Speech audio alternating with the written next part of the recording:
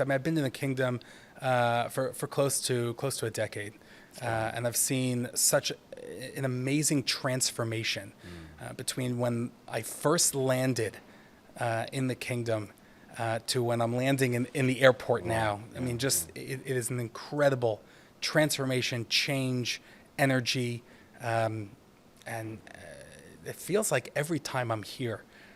There's either a new building going up or a new project being announced. So there's so much happening here, and I'm very blessed. Alhamdulillah that I get to do what I do every day.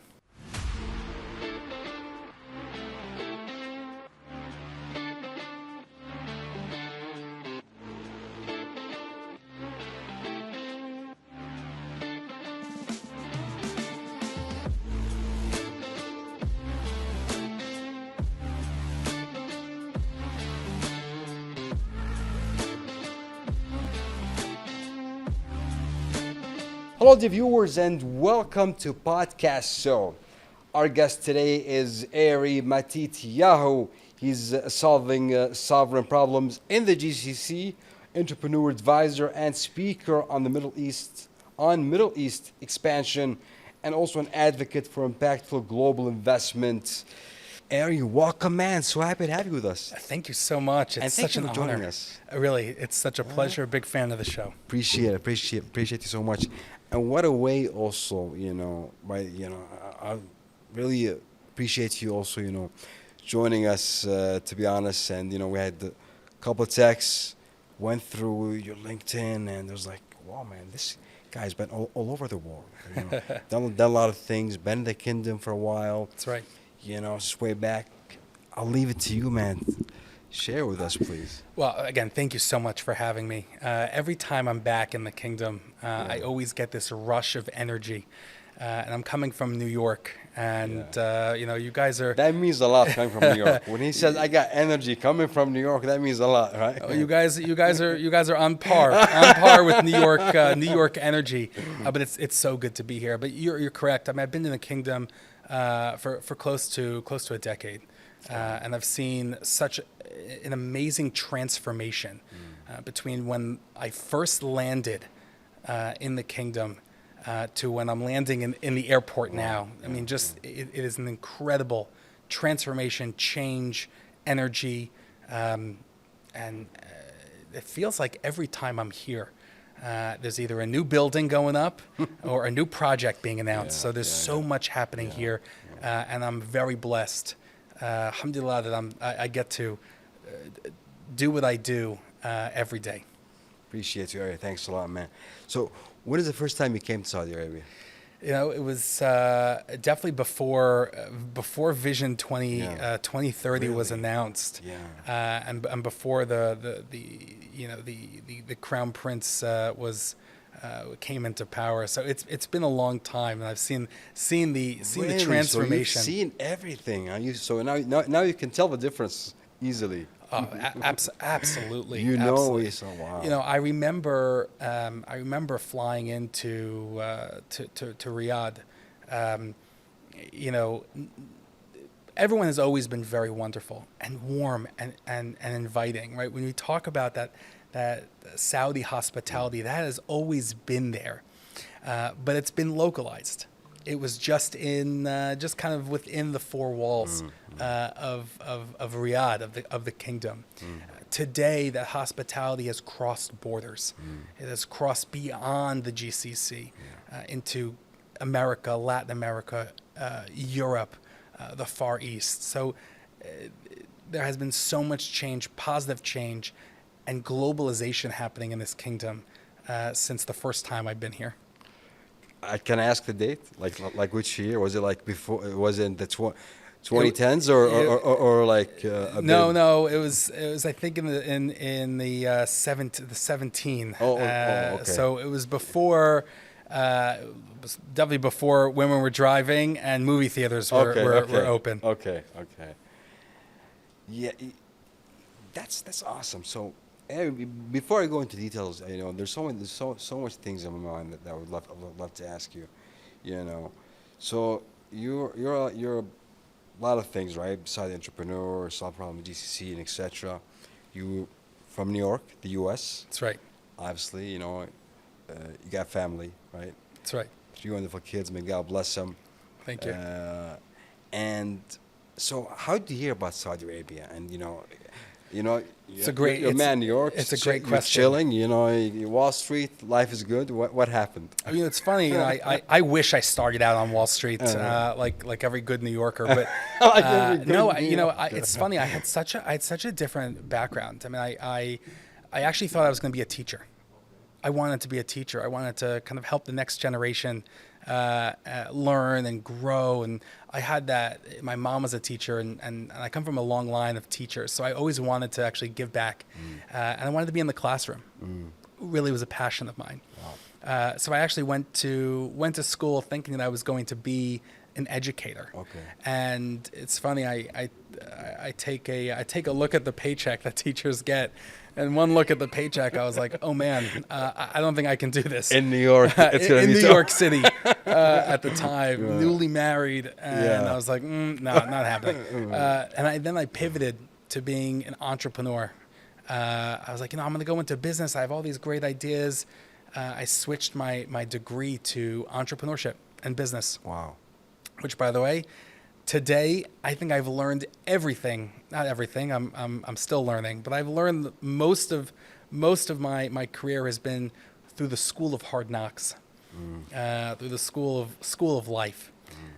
So I pivoted from being a teacher to an entrepreneur, and I've had my successes. I've had ups, I've had downs. I've had companies that were successful, most of them that were not so successful.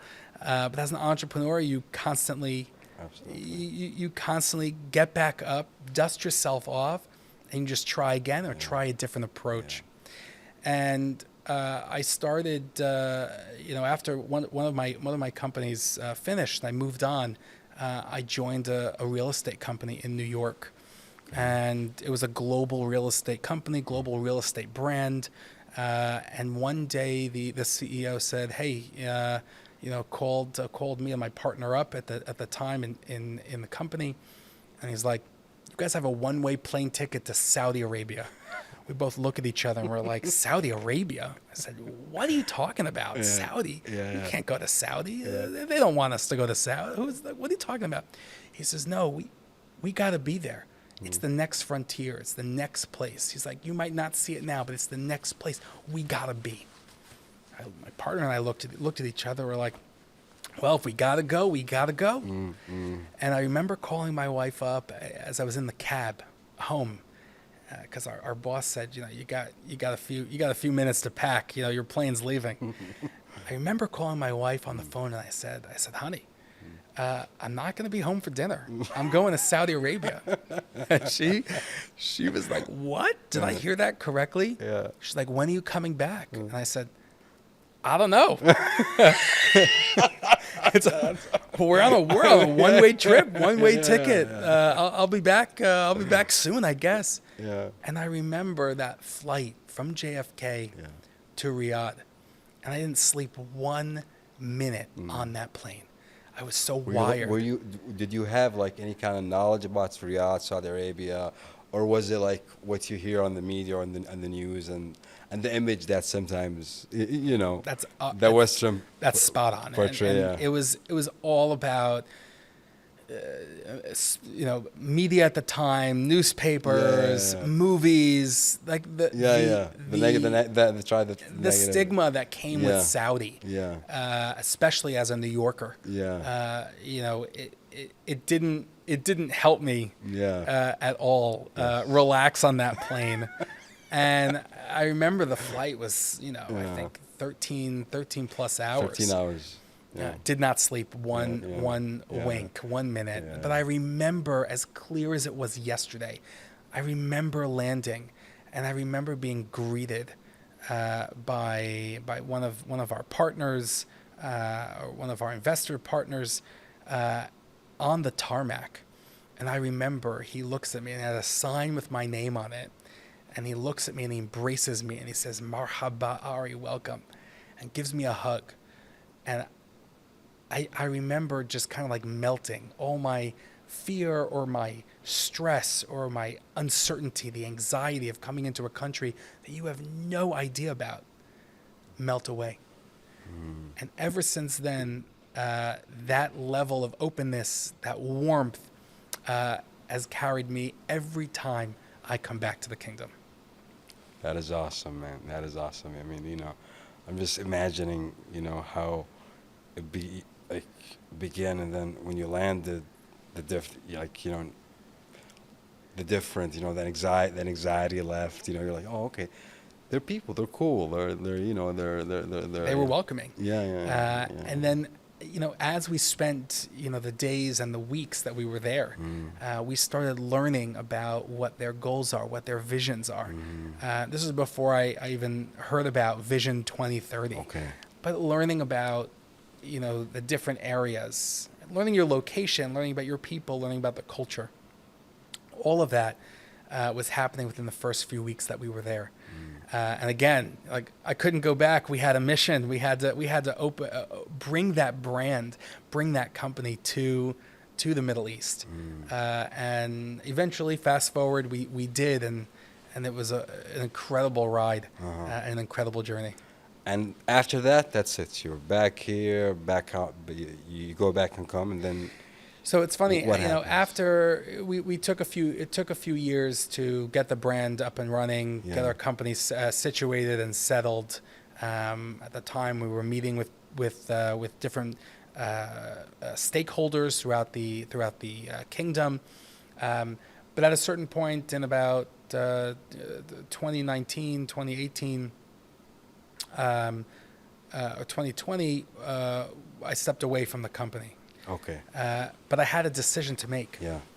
I either can go home and sit on my couch and kind of like twiddle my thumbs, figure out what was next, or I can say, I can't walk away from what we've built. I can't walk away from the vision. I can't walk away from the growth, the opportunities, the people, the network that I've built over the last few years.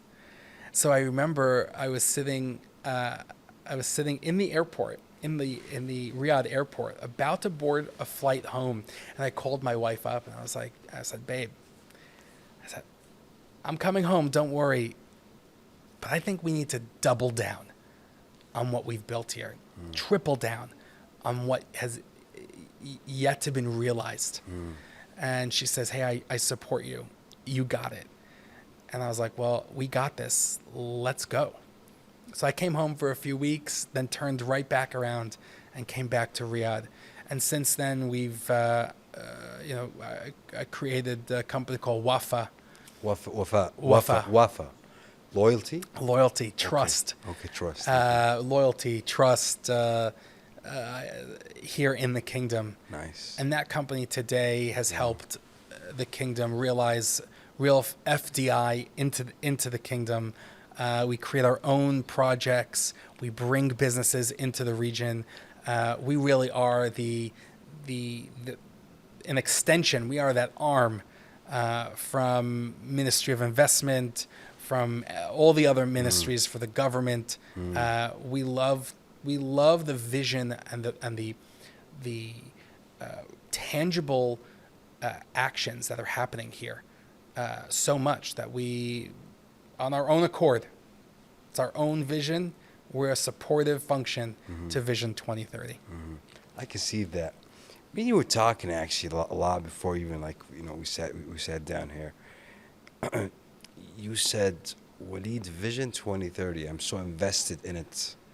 It's almost like you're really, investing in the vision itself. Like, so much about it. Sure. And you try. I mean, obviously, you guys, the company's main goal is to solve any kind of sovereign problems. Make sure. Okay, by the way, we're missing something here and there. Guide, consult, do all of these things. When you first, let me say, know about the vision, then came here, and this is all what's going on. Right. Were you like, this is doable, this is possible?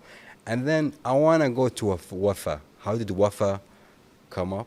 Come up. Yeah. So, when I first heard about Vision 2030, so you're talking to an entrepreneur, Yeah. right? Yeah, exactly. You're A talking to businessman. someone who Yeah. on a daily basis comes up with like crazy, Yeah. unrealistic ideas. Yeah. But when I hear those ideas and the ambition that 2030 had, I didn't say, that's silly. That couldn't work. Yeah. When I hear those ideas, I love it. Sometimes I get more excited and I triple down on it. So when I heard about Vision 2030, it definitely was ambitious, and that was Yeah. a word that we've heard for many Yes, years. absolutely. Ambitious. His Royal Highness is ambitious. The plan is Very. ambitious. This Giga project is ambitious. So we've heard that word being used all across the region and even through the media at home. So I definitely thought, yes, it was ambitious. But what really got me excited was that not only was it ambitious, but it had the core, the real meat of Vision 2030 is really its people. It's people first. Profits follow. So Vision 2030 really has to do with people and the people of the kingdom first, giving them better life, quality of life, which is my favorite vision realization program. Quality of life program is really my favorite. I wish we had that in the States. You have quality of life, better healthcare, better mobility, better technology, making life easier for the people that are living here.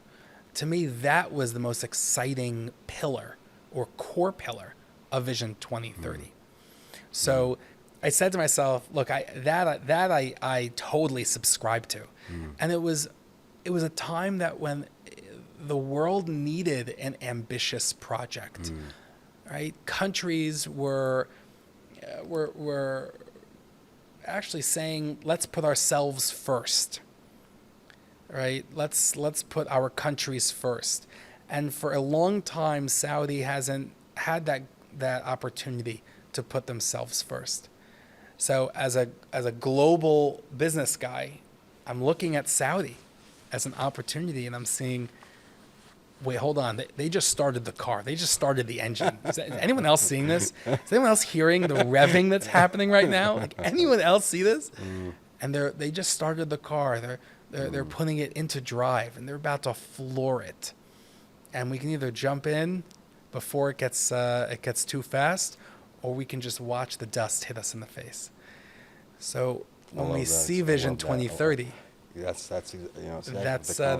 really what I was thinking that's about. Awesome, yeah. That is just awesome. To be honest, like, yeah, exactly. I think it is.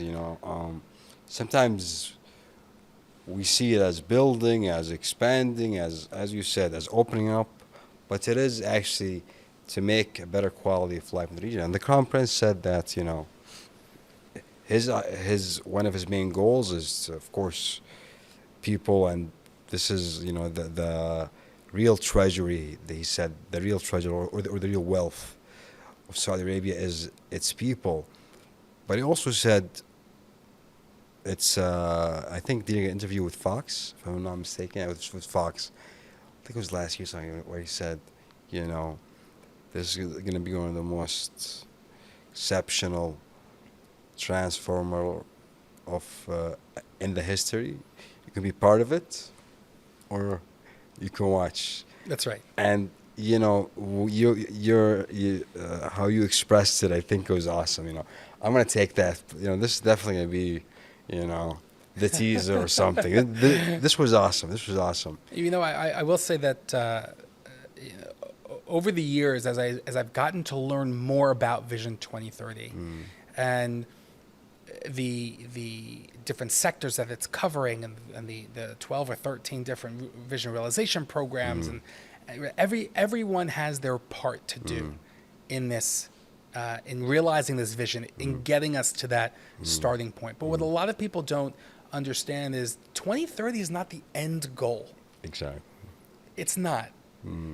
2030 is kind of just like the first stop on the train. Yeah.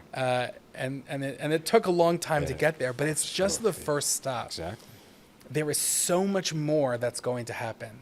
so much more evolution and ingenuity and creativity that's going to come out of what Vision 2030 is. So this is really just the beginning. I mean, I'm excited. Maybe I'll see it in my lifetime. My kids definitely will see phase 3 from phase 4 of what Saudi is, and the whole region, not just Saudi, but the whole region is taking a book out of Saudi's play out of their playbook.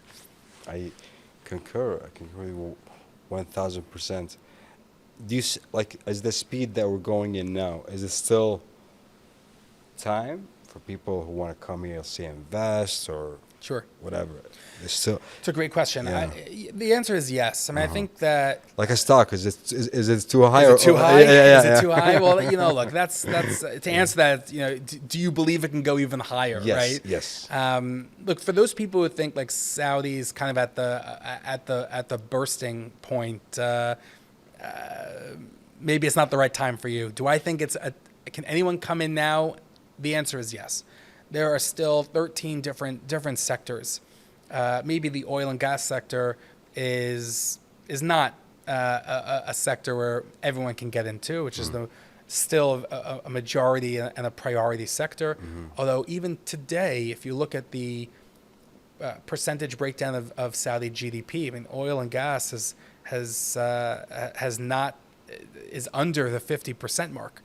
So I think it's around 56% of the GDP of the kingdom is non-oil related. Not whatever, yes. So they've actually beat the Vision 20 goal early, I think, as of last year, right? So they're refining it. So there's a lot of opportunity here across many different sectors: healthcare, and obviously real estate, and technology and development, and healthcare, and education, education technology, agriculture. Those areas are still plenty of opportunity. And you asked me earlier about Wafa. Right? Yeah. And why did I create that name? Exactly. This is on like Wafa, and how did you come up with it, and like what does it start? Like right. So as I kept going back and forth between the kingdom and the U.S., I would always start to get questions about the kingdom, about the region. What are you doing there? Why are you going backwards? So why are you going back and forth? Why don't you just move there? Or why don't you focus on America? Like, you're American. Why don't you focus on building a company in America? Been there, done that. But I get all of these questions. And a lot of the conversations I have with people, not just in America, but in Europe, in Australia, and in China, India, all over the world, they're all so excited and interested about the region, but it boils down to trust. Who can we trust? What can we trust? What information? How do we diligence information there? We need to go and see it for ourselves, but can you take me? Can you help me? Can you handhold me? And trust and handholding really come hand in hand. So I created this company not only because I want people to trust me and my team and my experience and my expertise, but also I want the kingdom to trust us, trust FDI, trust investors coming in. The majority of us have good hearts, and we want to make money. Don't get us wrong. We want to make money here. Yeah. That's the whole business today has to be global. Yeah, and that's I think that's the goal of the vision is you come here, you make money, and then obviously it's being invested in. You're hiring Saudis, you're renting houses, you're buying houses. So correct, of course. So it's funny you mentioned the hiring Saudis. So one of our core goals is Saudization. We want to have the highest level of Saudization possible. For those listening in that don't really know what this term Saudization means, it's basically saying every company has, like, depending on their sector and their activities that they're doing, right, has this score or this level, this number of local employers employees, excuse me, that you need to have. And the more local employees that you have, the more Saudis that you employ, Yeah. the higher your score is, and the more access and benefits you get from the kingdom. From the Misa. So our goal at Wafa is to always have that high level of Saudization. We want to employ people. We want to build local talent, local entrepreneurship, local success, not just on the company level, but on the individual level. And Wafa this year just launched Wafa Academy to help the transfer of knowledge and expertise to the younger generation. So Wafa Academy is actually geared towards helping local Saudis skill up, level up in financial sector, in technology, in housing, in development. So we are not only looking to employ local Saudis, but also helping the young population. Now they're going to be tomorrow's managers, tomorrow's CEOs. Absolutely. Thrive. And man, this generation is just in a very fast pace. They're really knowledge. They know everything. Yeah. And know the AI. They're just it's just, I think this upcoming generation is especially, they came into Vision 2030. They're seeing giga projects. They're saying Yum, the Line, and Ula. What the Authority of Entertainment is doing under Turki al-Sheikh. With the sport of the Crown Prince. This young generation is definitely to achieve, they have to be ambitious, smart, and begin from now, because the competition will be high, obviously, and there's so much things to do, Well, I will say His Royal Highness, the Crown Prince, has raised the bar. Yeah. For what our generation absolutely can do and should do and level up to do, right? And I give him a lot of credit. He came in and immediately on I think it was day one, maybe not, but before 1 week. Day one. It was like before he even joined, He set the bar high. And I've watched and I've seen what happens when you set that bar high from the beginning, what we're striving to. And, I think other countries around the world are now starting to wake up and starting to realize that they need to level up if they want to maintain their level, their seniority, their power, their influence in the world. They too need to level up. Absolutely. So I take a lot of. I hope that my home country, the United States, can learn a few things from KSA. We got to level up. The world's got to level up. I agree. You saw Trump, President Trump last visit here was a lot of hospitality. What he said about the Crown Prince.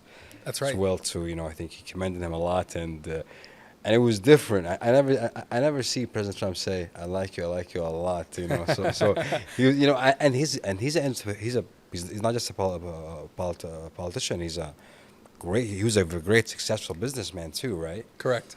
So when he knows, he can definitely, when he sees someone that's doing the work and able, he knows.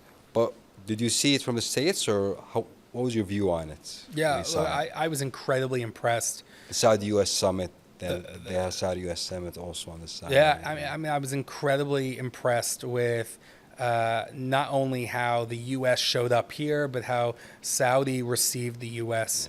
Yeah. Look, it was an incredible summit. It was, obviously, the proof is there. We had over 1,000 people at that summit, that one-day summit. Oh yeah. Over 1,000 people. It was great. It was just proof that not only the Americans want a better relationship with this region, the local people want a better relationship with the United States. Absolutely. Look, we are one of the strongest and oldest allies of the kingdom. Absolutely. we work very closely together on all areas, from defense to technology to construction, Healthcare, to healthcare. So there is a value of not only maintaining that close relationship, but even expanding it as well. expanding it, making it better, diving deeper into the areas we already have close and deep relationships with. So I'm incredibly proud to be an American, and I'm also incredibly proud to be given the opportunity to work in this country, in the kingdom. That's awesome. We appreciate that. You know, you see all these giga projects, right? Like you see 'em, like Adria, Red Sea Global Company, and CEOs, of course, CEOs of these projects, Joe Anzarello, Daria, John Sure. Magano, D'Angelo, great guy, and also New Yorker like yourself, Yeah, Jerry. I know Jerry well, Yeah, and yeah. big fan of what he's doing. yeah. I have a tremendous respect for him. Awesome, And awesome and guy. John Pagano. John Pagano. I knew Pagano. from the early days as well. Yeah. He was retired, then he came back. Yeah. You heard the story. He was actually retired. I Yeah. actually know about it before. I think he appeared with a dear colleague, also Muhammad Islam, on the podcast. He's like, I was retired, and I got a call. I come and I think from the helicopter I go to Right. yeah. Jerry, me and him, me and John had a couple interviews. He also explained a lot about the Red Sea and what they're aiming for. Jerry as well. Jerry's a New Yorker for sure, man. He got the energy, huh? That's right. He got that New York energy, and he can just talk to anybody. I'm very proud that he's represented. awesome. Yeah, exactly. Representing New He's York. awesome. I like Jerry really a lot. well. So but you're touching on a great point, right? These giga projects. The term giga. Yeah. And I remember I was listening to the Crown Prince one time. I don't remember what year it was, but he was talking about this word giga, and I think the reporter asked him, "Why do you call it a giga project?" And his answer, I think, was very clear. He's like, "Well, I can't call it a mega project because it's better than a mega." Right? We had to go one step over mega city, mega project, mega idea. This Vision 2030 is not a mega idea; it's a giga idea. So I think that's why they call it a giga project. Exactly. But if you really look at and break down the giga projects, and everyone knows like the top the top four, right? Yeah. You have Durea, Gadea, Neom, and Red When Sea. I'm in the States, I get asked a lot about Neom, the line, the city. That's Yeah. And obviously the entertainment part throughout season, all of these big boxing events, but there's others as well. Right? There are a lot of other giga projects, Yeah. but if you like, I've spent a lot of time with those giga projects from all levels of the organizations, from their CEOs to their middle management, to guys who just started, interns that are working on it. I will say the one thing that I see that is so clear is this passion and this love for what they are building. Like, no one said it was going to be easy, and a lot of these giga projects, look, it ebbs and flows. They go through great points, low times, low points, but there's a North Star, and their North Star is, look, we want to build something extraordinary. We want to build something that we are proud of. Yeah. We want to build something that is the springboard to something even greater, whatever that is after Vision 2030, right? We are changing the way the world will operate. And we're using these giga projects as the springboard, as the blueprint to do that. And when you hear it like that, how can you not be super excited about this region? How can you not say, to your partner or your spouse, wherever you're sitting, in whatever country, I totally get that. We got to be part of it. Yeah. So there's a lot of opportunity, within these giga projects, outside of these giga projects, and the world, I think, will be incredibly surprised at what they'll find and what they'll see come 2030, or even even after that, the World Cup 2034. 2034. Yeah. You got Expo 2030 is going to be here. That's right. You got a couple of, And there's a lot of, I think, global conferences and events happening. The FII, the PIF, events, HCI. You got even WEF, the World Economic Forum. We had a special meeting happened here in the Kingdom, That's right. and WEF will be held in the Kingdom next year for the first time ever. This is, it's Look, 2026, I'll think. say that even WAFA, even my company is bringing a delegation. We're doing a global day of a business day summit here in the Kingdom in February Nice. of this year. Really interesting. Yeah, Give me a call. you're Am I invited? You're always invited. Always. Yeah. We're bringing close to 300 business delegates who have never been to the Kingdom before. First time investors, travelers, entrepreneurs, high net worth individuals, family offices. They're coming to the Kingdom through WAFA this February. That is awesome. So you're right. There are tons of programs, tons of events, tons of conferences. Even our own business summit is coming here from all over the world. People want to understand better what the heck is going on in this region, and they want to know what's happening in the largest economy in the GCC. The Kingdom of Saudi Arabia, that's where people really want to focus on and understand. And I have no doubt that whatever happens here in Saudi will He's trickle. good, you guys. He can, I mean, the way you you're describing the vision and what's going on is just good. It's just really, really, really. I think it's a lot of us. Everyone has his own way, but yeah. Sorry to cut you. Just want to tell you. You're enjoying. First time I see my camera, I'm just really enjoying. You're like forgetting the camera. It's good, huh? There's going to be a trickle effect, right? Whatever's going to happen here in Saudi, I hear a lot of people say, Saudi's taking all the good projects, taking all the good talent, taking all the good foreign direct investment. They're taking it all right now. Even the boxers, they're taking. Yeah, we're taking we're taking. It's funny. I had someone from the States. I don't follow boxing so well, but I had a trainer, coach of mine last. I think it was this February or March. There was that boxing event, and I had someone call me up and say, "Ari, I gotta go to this boxing event in Saudi." I'm like, "Yeah, you should totally go. Get a plane ticket." He's like, "Ari, the plane ticket's not the problem. The ticket is like more than like 6 plane tickets." He's like, "Can you help me out? Can you get me a ticket?" Like, people really want to go to these boxing events, these sporting events. Look, the energy is coming alive right now. Right, the water is boiling now. It's getting there. Yeah. People all over the world are starting to wake up and say, "What am I missing in this region?" And people don't like to miss out. So, tons of opportunity. Absolutely. Tons of excitement. And just to say, it's going to trickle down to the other GCC countries too. Yeah. Might not seem like it now, but it's going to trickle to the rest of the GCC. Absolutely. A strong Saudi, a strong GCC is a stronger world. And we want to strong neighbors, obviously. You spoke about, obviously we do have the quality of life program as well too. Authority of Entertainment, which is bringing a lot of entertainments.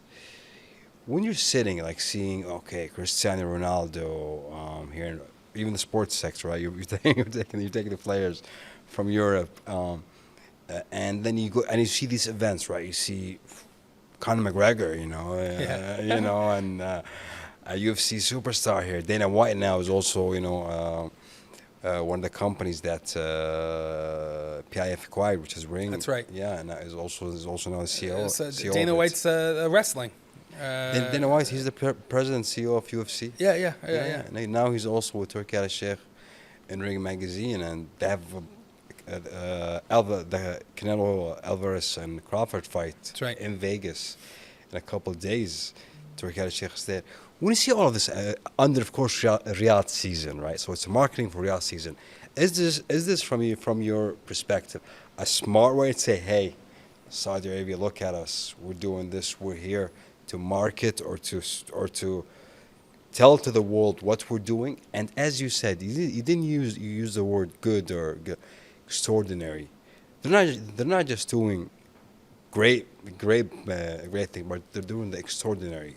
Okay, From boxing level, from all different level. it comes down to vision. Who's going to have that vision? You know, I hear a lot of people say it's sports washing. Is it just vision? whitewashing. Is it like vision, or is it because some people say, "Oh, well, they have the resources, they can do it," or it's not just about the resources, obviously.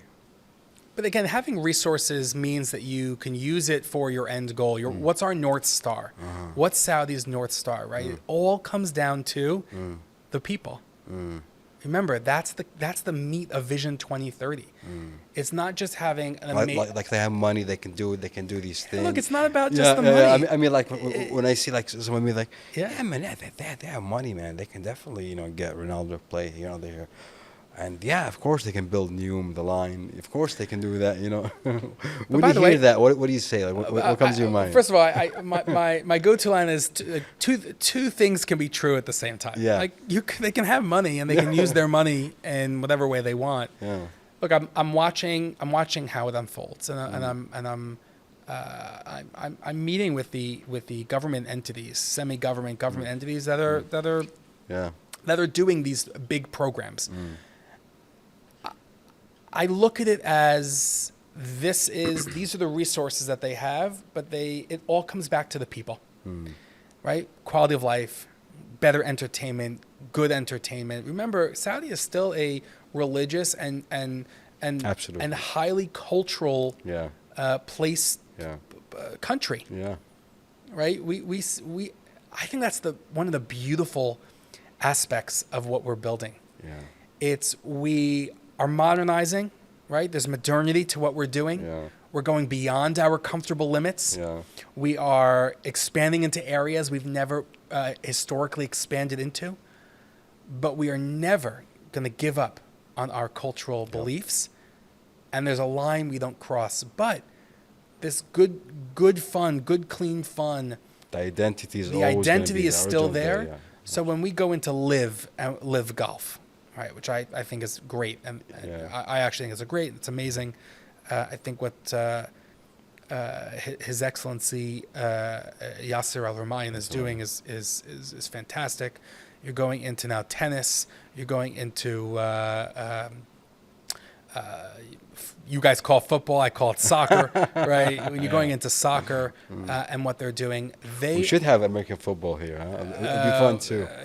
Bring the the Jets out here. Let's see what happens. Look, but you got baseball, right? Yeah. Baseball's coming to the kingdom. Basketball's coming. So look, these sports are coming, and I think again it goes back to the people. People want to be healthier. People want access to the sports. True. People want to start playing sports. Sports boulevard, like a walk in. Exactly, they're really doing it for the people, and to be honest, it's I'm like you myself. I can't wait to see the end goal. It's gonna be fun. It's gonna be definitely great, and but identity will always be there. I want to ask you, Ari, what do you do like when you're here? Want to hang out, chill? What's your community like? Is it like Americans, because right now you can see the country very diverse. You can see Correct. From Portugal. You still have pockets. We still have pockets of where people are living. Yeah. I'm blessed. I believe I'm a people person. So you are, my man. You are. I have. Look, there's no lunch table I never sat at. Let's put it like that, right? So did you ever do that? What is it called? Like went down to just a normal Saudi, sat down, ate kebab, ate rice, and did this. I love it. Sitting on the floor, like I'll tell you, my best. You've made it into Saudi culture. Not when you're sitting on the floor and eating with your hands, and you have the warmth around you. Yeah. But you've made it when someone invites you out to the desert. And you're in the desert, you're sitting on the sand. Yeah. You're eating and you're drinking coffee and tea under the stars. Yeah. You're laughing, you're talking, you're engaging, you're embracing. That's when you've made it. And alhamdulillah, I've had a few experiences out in the desert. And I forget sometimes Riyadh is a big city. Yeah, yeah. But, there's also Saudis, yeah. but Saudis are connected. They're exactly. connected to the desert. Exactly. So you can build every large skyscraper you want, but at the end of the day, I'd rather be in the desert than on the 50th floor. So, my network here in the kingdom is obviously a mix. We have expats, we have locals, and everyone here is friendly. Everyone here is warm, and I look forward to expanding that relationship with both the expats that are here, who are they're driving that machine. Absolutely. As well as they are part local of it. Saudis. Absolutely. That's how we see it, without a doubt. Man, it's my director is telling me we have I should close, but I gotta at least say can I say my goodbyes? I mean, come on, It was fun, it was interesting, and I believe there's a lot of things that's gonna be happening, and I'm very happy, and to hear that. Your enthusiasm, I would say, and energy also, you know what I mean, and all this on the expertise and knowledge about the vision that you want to also help support as well to achieve its target, and even more as it keeps just getting higher, like the bar just keeps on, getting higher. And I appreciate it's been such a pleasure. It's great. I love talking about what I do in the kingdom, how I'm here to support. And thank you so much. Thank you so much for everything that you do for the kingdom. And my pleasure. And thank you so much for having me. We'll be chilling more, me and you. We'll definitely be meeting on camera and off camera, Inshallah. in different places. Inshallah. Inshallah. Dear viewers and listeners, thank you for watching, and have a great, wonderful, positive day.